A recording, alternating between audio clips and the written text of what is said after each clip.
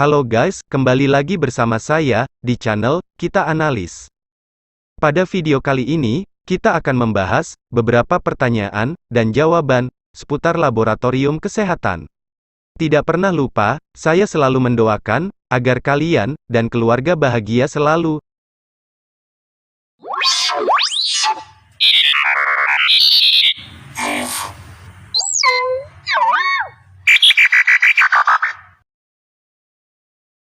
Contoh soal nomor 1, seorang ATLM, menerima pasien, seorang wanita dengan membawa, surat pengantar dari dokter. Wanita tersebut, akan melakukan pemeriksaan pap smear. Namun, baru semalam wanita tersebut, telah melakukan hubungan badan, dengan suaminya. Kapan waktu yang tepat, untuk pengambilan sampel, pada kasus di atas? A. Langsung dilakukan pengambilan sampel. B. 2 hari kemudian. C. 14 hari kemudian. D. 1 bulan kemudian. E. 1 hari kemudian. Pembahasan. Pada poin ketiga, dijelaskan, bahwa, tidak dianjurkan, berhubungan badan, sehari sebelum pengambilan spesimen. Jadi, untuk pengambilan spesimen, dilakukan, sehari sesudah berhubungan badan. Oke, untuk jawaban nomor 1, adalah, yang, E. 1 hari kemudian.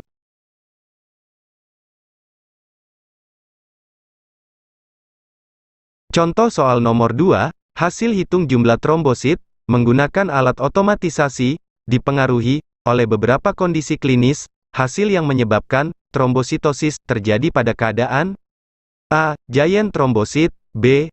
Agregasi trombosit. C. Sel mikrositik. D. Trombosit megaloblastik. E. Pseudotrombositopenia. Pembahasan, beberapa kondisi klinis pasien, dapat mempengaruhi, hasil pemeriksaan pada alat, seperti pseudotrombositopenia, agregasi trombosit, dan trombosit megalositik, dapat menurunkan jumlah trombosit. Sedangkan banyaknya sel mikrositosis, dapat, meningkatkan jumlah trombosit. Jadi, hasil yang menyebabkan trombositosis, pada hitung jumlah trombosit, menggunakan alat otomatisasi, adalah, C. Sel mikrositik.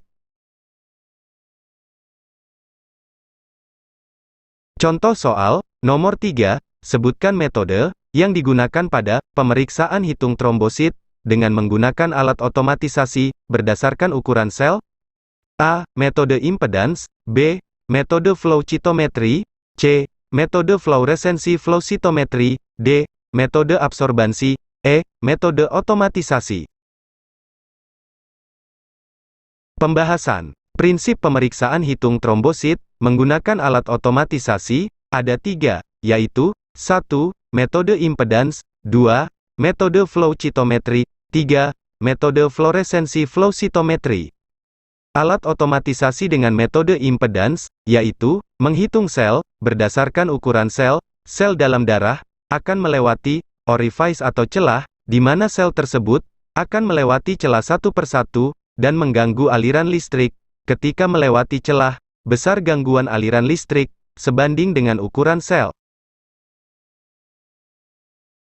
Jadi, metode yang digunakan, pada pemeriksaan hitung trombosit, dengan menggunakan alat otomatisasi berdasarkan ukuran sel, adalah, yang, A. Metode impedans. Contoh soal nomor 4, berapa tekanan, pada saat pembendungan, yang dilakukan, pada pemeriksaan massa perdarahan, atau bleeding time. A. 30 mmHg. B. 4 mmHg. C. 50 mmHg. D. 40 mmHg. E. 45 mmHg.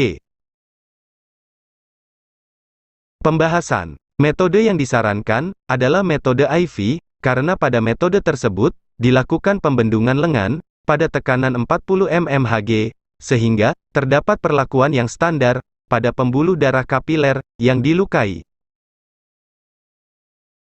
Jadi, pemeriksaan massa perdarahan, atau bleeding time, dengan metode IV, dilakukan pembendungan lengan, pada tekanan, 40 mmHg. Untuk jawaban nomor 4, adalah, yang, D.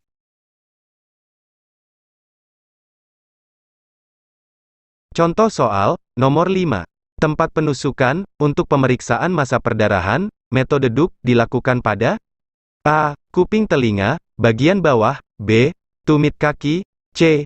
Lengan bagian bawah, D.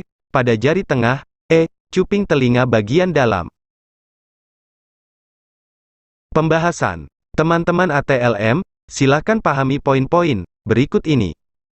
Perhatikan pada poin ketiga, dijelaskan, pada bagian bawah telinga, dilakukan penusukan, menggunakan lancet, dengan kedalaman 2 mm.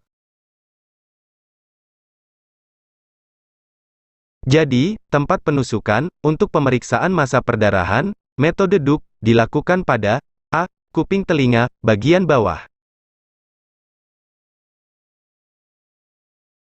Contoh soal nomor 6, apa tujuan dilakukannya, pemeriksaan massa perdarahan, atau bleeding time? A. Untuk menilai jumlah trombosit, B. Untuk mengetahui jumlah dan fungsi trombosit, C. Untuk menilai kemampuan vaskular dan trombosit pada proses penghentian perdarahan, D. Untuk mengetahui ketahanan trombosit, E. Untuk menguji ketahanan dinding pembuluh darah kapiler.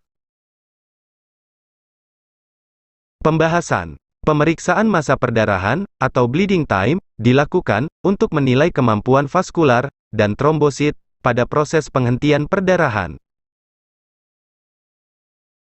Oke teman-teman, jadi, jawaban dari pertanyaan nomor 6 adalah yang C, untuk menilai kemampuan vaskular dan trombosit pada proses penghentian perdarahan.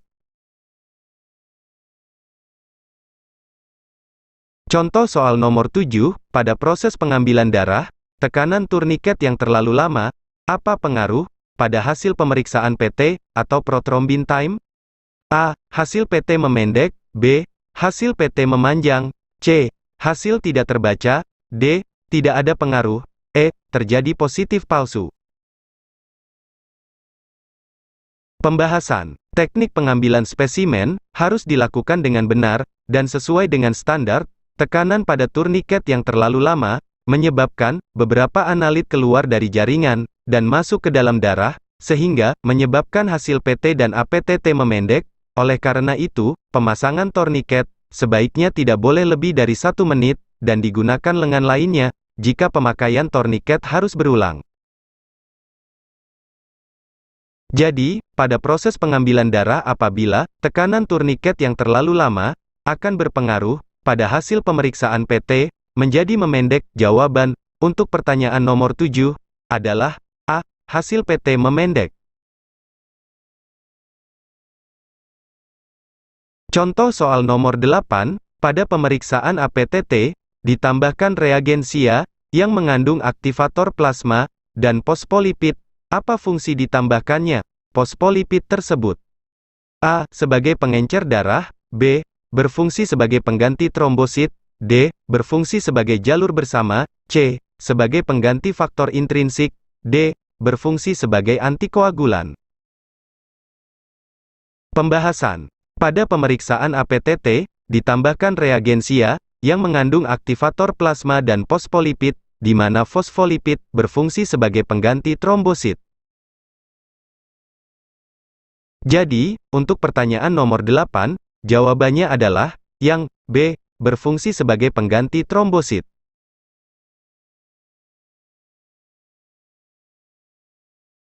Contoh soal nomor 9, bagaimana hasil pemeriksaan APTT pada pasien yang memiliki penyakit mieloproliferatif? A. Terjadi hemolisis, B. Hasil APTT normal, C. APTT akan memanjang, D. APTT akan memendek, E. Akan terjadi pembekuan pada sampel. Pembahasan. APTT akan memanjang pada 1. Reaksi fase akut perdarahan, 2. Penyakit mieloproliferatif.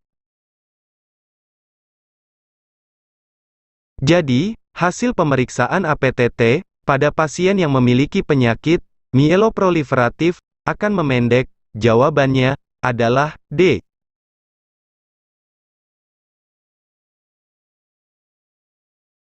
Oke teman-teman ATLM, sekian dulu video kali ini. Semoga bermanfaat. Terima kasih sudah menonton. Apabila ada kritik dan saran, silakan drop di komentar.